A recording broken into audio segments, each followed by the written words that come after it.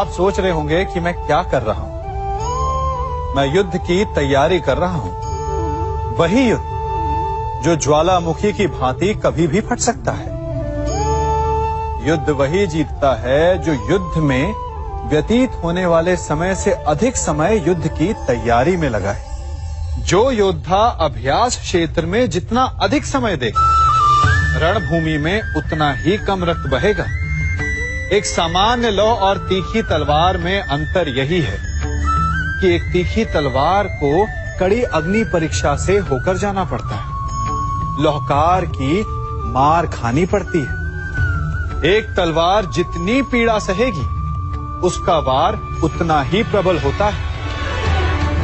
इसलिए पीड़ा से घबराए नहीं, उसका सामना करें, उसका अभ्यास करें, क्योंकि यही अभ्यास जीवन के युद्ध में आपको विजयश्री बनाता है।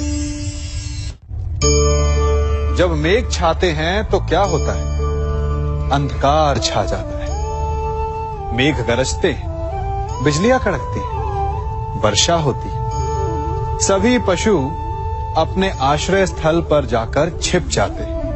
मनुष्य अपने घरों की ओर दौड़ते हैं और सभी पक्षी अपने घोंसलों में जाकर छिप जाते हैं। परंतु एक जीव है जो गरजते मेघों को, कड़कती बिजलियों को, भारी वर्षा को भी हरा देता है। वो जीव है बाज, क्योंकि वो समस्या की जड़ों से ऊपर उड़ता है। वो गरजते मेघों से, कड़कती बिजलियों से, भारी वर्षा से, इन सब से ऊपर। यही अंतर है हारने वालों में और जीतने वालों में। ये युद्ध हार और जीत का नहीं, समस्या और सोच का है। यदि आप अपनी सोच को छोटी रखेंगे तो समस्या बड़ी हो जाएगी, और यदि आप अपनी सोच को बड़ी रखेंगे तो समस्या छोटी हो जाएगी। दो मनुष्यों के मध्य होता है, परंतु विजय सदैव एक ही मनुष्य को मिलती है। जबकि समान रूप से दोनों शक्तिशाली होते हैं, समान ज्ञान प्राप्त करते हैं। कारण, दो प्रकार के लोहे होते हैं, एक ठंडा, एक गर्म। कभी सोचा है? लौहकार लोहे को लोहे से ही काटता है, परंतु सदैव ठंडा लोहा ही गर्म लोहे को काट पाता है। और यही नीति मनुष्यों पर भी लागू होती है। जब युद्ध होता है तो जिसके मन में ईर्ष्या होती है, जलन होती है, आक्रोश होता है, वो गर्म लोहे के समान। और जिसका मन शांत होता है, जिसका मन संयम से बंधा होता है, वो ठंडे लोहे के समान है। और वही ईर्ष्या और द्वेष नामक गर्म लोहे को काट सकता है। इसलिए यदि जीवन के संग्राम में विजय प्राप्त करनी है तो अपने मन को शांत रखें, क्योंकि गर्म लोहे की भांति ईर्ष्या और क्रोध जैसे भाव को रखने वाला मनुष्य सदैव शांत स्वभाव के मनुष्य के समक्ष निर्बल है। शक्ति ईर्ष्या और क्रोध में नहीं, शांति और संयम में है। सभी बड़े सदा यही कहते आए कि यदि आगे बढ़ना है तो अपनों का साथ दो। सत्य कहते हैं, अपनों का साथ देना ही चाहिए, परंतु साथ देने से पूर्व ये अवश्य पहचान लेना चाहिए कि अपने हैं कौन। क्या अपने वही होते हैं जिनके साथ हमारा रक्त संबंध होता है, या अपने मित्र? अपने वो होते हैं जो हमें सद्कार्य के लिए प्रेरित करें, हमें आगे बढ़ाएं, हमारा साथ दें। और वो जिनका साथ देने से समाज का नाश, धर्म की हानि हो, वो सगे हो करके भी सगे नहीं होते। इसलिए जब अपनों की परिभाषा का चुनाव करें तो उन्हें अपना माने जो आपका साथ दे, उन्हें नहीं जो हमें अज्ञान के मार्ग पर ले जाएं। सीमा एक रेखा ही नहीं, एक परिभाषा भी है। सीमा हर किसी की होती है, प्रेम की, धैर्य की, मित्रता की और शत्रुता की भी। और जो सदैव सीमा में बंधे रहते हैं वो सामान्य मनुष्य बनकर रह जाते हैं, परंतु जो समय आने पर सीमा तोड़ देते हैं वही भविष्य बनाते हैं, क्योंकि सीमा केवल आपको मर्यादा में नहीं रखती, आपको बांधती भी है। अब ये आप पर, मुझ पर, हम सब पर निर्भर करता है कि ये जाने कौन सी सीमाएं हमें बांधती हैं और कौन सी सीमाएं शक्ति के नए मार्ग समक्ष लाती हैं। इसलिए सीमाएं तो जो कर सकते हो उससे अधिक करने का प्रयत्न करो, तभी नई सीमाएं बना पाओगे। भाग्य क्या है? जो आपने किया उसे भोगना भाग्य है, या जो आपके पूर्वजों ने किया उसका फल भाग्य है? नहीं, भाग्य वही है जो आपने किया, क्योंकि हर मनुष्य को अपने कर्मों के फल भुगतने होते हैं। इसलिए यदि जीवन में कुछ भी करें तो उस पर अपनी दृष्टि अवश्य रखें, क्योंकि आपके एक कर्म का फल आपका भविष्य बदल सकता है। हम वही बनते हैं जो हम चुनते हैं, क्योंकि वही हमारा भाग्य बनता है।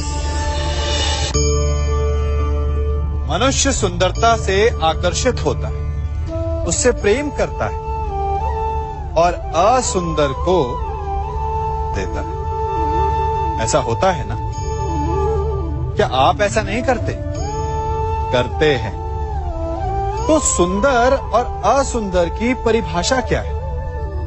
इस आकर्षण और विकर्षण का कारण क्या है? कभी सोचा है? कभी सोचा है कि जिससे आप प्रेम करते हैं, जिसके प्रति आप आकर्षित होते हैं, अचानक से उसके लिए मन में वितृष्णा आ जाती है, और जिसके प्रति घृणा होती है उसके लिए एकाएक आपके मन में प्रेम उमड़ आता है। कारण है दृष्टिकोण। क्योंकि सुंदरता आपके मन में होती है, आपके सोच में होती है, आपके दृष्टिकोण में होती है। इसीलिए किसी को कीचड़ में खिला हुआ कमल सुंदर लगता है, और किसी को निर्मल चंद्रमा में भी कलंक का धब्बा दिख जाता है। यदि आपको सुंदरता अनुभव करनी, हर पल आनंद में रहना है, तो अपने दृष्टिकोण को सुंदर बनाएं और अपने आप सब कुछ सुंदर बन जाएगा। हम अपनी सोच और संसार की मान्यता के अनुसार अपने विचार बनाते हैं। जैसे सत्य कहना धर्म है, असत्य कहना पाप, सहनशीलता धर्म है और क्रोध करना अधर्म, उपकार करना, जीवों पर दया करना धर्म है और निष्ठुर होना अधर्म। परंतु क्या यही सत्य है? क्या कभी कभी परिस्थितियां इन आवेशों को उल्टा नहीं कर देती? करती हैं। यदि इस संसार में कुछ धर्म है, कुछ पुण्य है, कुछ महान है, तो परिस्थिति के अनुसार चलना। जटायु स्मरण है आप सबको, वो जिन्होंने रावण पर क्रोध किया था, उस पर आक्रमण किया था। उस समय जटायु का क्रोध पाप नहीं था, धर्म था। इसीलिए अंत में उन्हें भगवान राम की गोद मिली। और कुछ ऐसे भी होते हैं जो धर्म को सहनशीलता समझकर हर अन्याय को सहते हैं और अंत में वो बाणों की शैया पाते हैं। यदि कोई पशु या व्यक्ति अकारण आक्रमण करके किसी निर्दोष के प्राण लेने की चेष्टा करे, तो उसके रक्षा हेतु उसका वध कर देना पाप नहीं, समय की मांग है। क्योंकि आक्रमण भी आत्मरक्षण ही है। यदि किसी दुष्ट की सहायता करने से सामान्य मनुष्य को कष्ट पहुंचे, पीड़ा पहुंचे, तो उसे सहायता ना देना ही धर्म है। अकारण क्रोध अस्वीकार्य है, परंतु यदि क्रोध से कुछ शुभ हो, पाप बाहुभीत हो, तो क्रोध और दंड भी धर्म ही है। संसार का सबसे बड़ा पाप क्या है? असत्य बोलना, हत्या कर देना, चोरी करना या किसी का अपमान करना। संसार का सबसे बड़ा पाप है किसी निर्बल को सताना, और संसार का सबसे बड़ा दंड भी उस निर्बल के मुख से निकली हाय है। आप देख रहे हैं मैं क्या कर रहा हूं? मैं लौह पिघला रहा हूं, और ये लौह पिघलता है इस चमड़ी की बनी धूनकी से निकली हवा से। तनिक सोचिए, एक मृत पशु की खाल से बनी धूनकी इतने कठोर लोहे को भस्म कर सकती। ठीक उसी प्रकार आप चाहे जितने भी शक्तिशाली क्यों ना हो, यदि आपने किसी निर्दोष, किसी निर्बल को सताया, तो उसके मन से निकली हाय और उसका श्राप आपके जीवन को भस्म कर सकता है। स्वर्ण सज्जन पुरुष और परोपकारी मनुष्यों की गति एक समान होती है। यदि स्वर्ण टूट जाए तो उसे गर्म करो, ताप दो, पिघल कर वो फिर से जुड़ जाता है। ठीक उसी प्रकार मतभेद होने के पश्चात भी एक सज्जन पुरुष और महान पुरुष फिर से मित्र बन जाते हैं। परंतु दुर्जन दुष्ट माटी से बने लोग उस पके हुए मटके के समान होते हैं कि जिनमें यदि एक बार दरार आ जाए तो वो स्वयं ही स्वयं का सर्वनाश कर लेते हैं।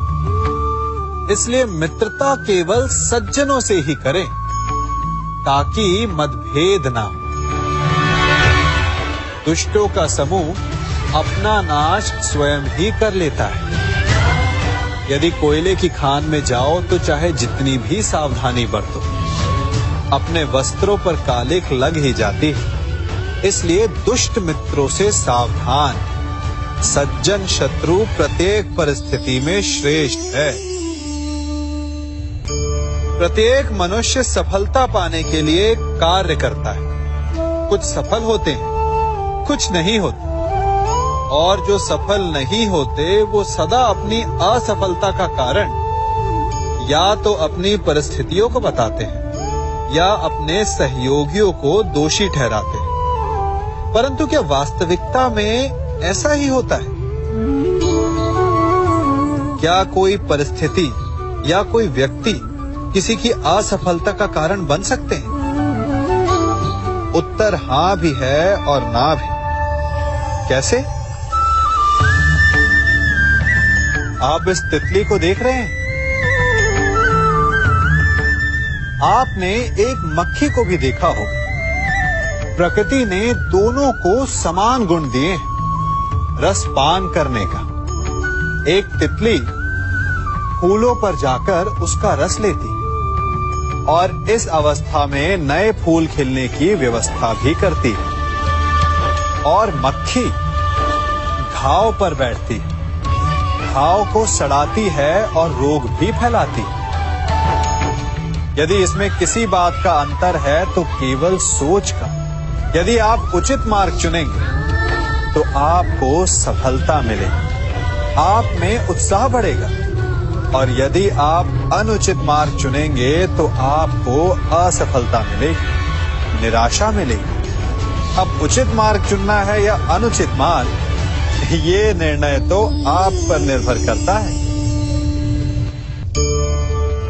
मनुष्य सदा भला बुरा, खरा खोटा, सत्य असत्य की बातें करता है। सत्य को अच्छा मानता है और असत्य को बुरा। परंतु क्या आपने कभी ये सोचा है कि प्रत्येक वस्तु, प्रत्येक भाव का एक महत्व होता है? दोनों ही एक दूसरे के पूरक होते हैं। यदि काला रंग नहीं होगा तो क्या श्वेत रंग की आभा का अनुभव होगा? यदि असत्य नहीं होगा तो क्या सत्य के महत्ता का ज्ञान होगा? यदि बुरा नहीं होगा तो क्या भले पर आपको विश्वास होगा? कुछ महत्वपूर्ण है तो दोनों के मध्य का संतुलन। बुरी से बुरी वस्तु, समय या भाव, कोई ना कोई स्वयं में शुभ छिपाए रखती है। कभी काले गरजते मेघों को देखा है? उसके किनारे भी एक स्वर्णिम आभा होती है। उसी प्रकार यदि आपके जीवन में बुरा समय आए तो आपको अपने सच्चे मित्रों की पहचान हो जाती है। तो बुरे समय में निराश ना हो, उसमें भी कुछ शुभ खोजने का प्रयास करें और धीरे धीरे सब कुछ आपके जीवन में स्वतः शुभ हो जाएगा। संसार में सबसे महत्वपूर्ण क्या है? दृष्टि या दृष्टिकोण, समझ या सोच? सामान्यतः मनुष्य की दृष्टि और सोच में अधिकतर वो वस्तु, वो घटनाएं, वो भाव श्रेष्ठ हैं जो हमें आनंद दे, और जो हमें आनंद नहीं देते उन्हें हम दुखदाई मान लेते हैं। परंतु दृष्टिकोण और सोच को यदि एक भिन्न कोण से देखें तो परिस्थितियां भिन्न सिद्ध हो सकती हैं। जिस प्रकार भीषण गर्मी हमें सुहाती नहीं, परंतु वही गर्मी सागर और नदियों के जल को वाष्पित करती है और हमें मनोरम वर्षा का आनंद देती है, उसी प्रकार भीषण परिश्रम के पश्चात हमें सफलता मिलती है, शिक्षा के पश्चात हमें हमारा लक्ष्य मिलता है। तो सदा स्मरण रखिएगा कि दुख और पीड़ा से भागे नहीं, क्योंकि यही भविष्य में आने वाले सुख का मूल है। जब भी आपने यात्रा की होगी तो अवश्य अपने मार्ग के आसपास कुछ रिक्त स्थान देखे होंगे, कुछ खेत देखे होंगे, कोई ना कोई भूमि का टुकड़ा अवश्य देखा होगा। कुछ स्थान ऐसे होते हैं जहां पेड़ लगे होते हैं, जहां माली बड़े प्रेम से उन्हें बोता है, उन्हें सींचता है, और कुछ स्थान ऐसे भी होते हैं जहां बिना माली के खरपतवार उग जाते हैं, कुछ अन्य पौधे उग जाते हैं। माली द्वारा उगाए वृक्ष हमें ठंडी छाया देते हैं, हमें फल देते हैं, ईंधन के लिए लकड़ियां देते हैं, और बिना परिश्रम के उपजित खरपतवार यदि कुछ करते हैं तो ये कि वो भूमि को बंजर बनाते हैं।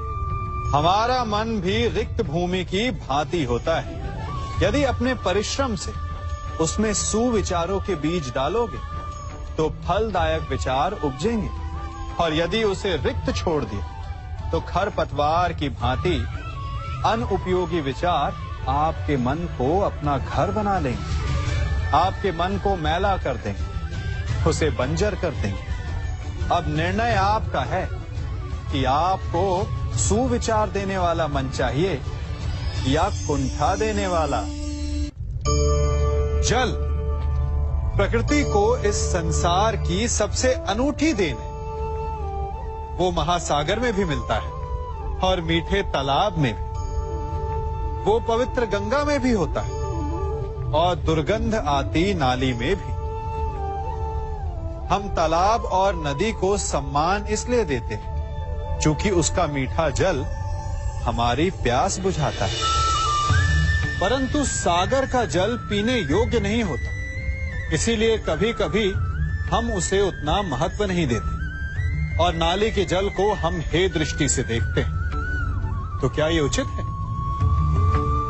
हमारे संबंध भी इसी जल की भांति होते हैं। जिस संबंध से हमें लाभ ना हो उससे हम दूर हो जाते हैं। कभी ईर्ष्या के कारण, कभी अहंकार के कारण उस संबंध को तोड़ देते हैं। तो क्या संबंध को तोड़ देना उचित है? तनिक विचार कीजिए। माना कि सागर का जल फसल नहीं दे सकता, परंतु मोती तो देता है। माना कि नाली का गंदा जल हमें किसी भी कार्य के लिए उपयुक्त ना लगे, परंतु वो भी कहीं लगी अग्नि को बुझा सकता है। ठीक इसी प्रकार प्रत्येक संबंध कहीं ना कहीं किसी न किसी परिस्थिति में उपयोगी हो सकता है।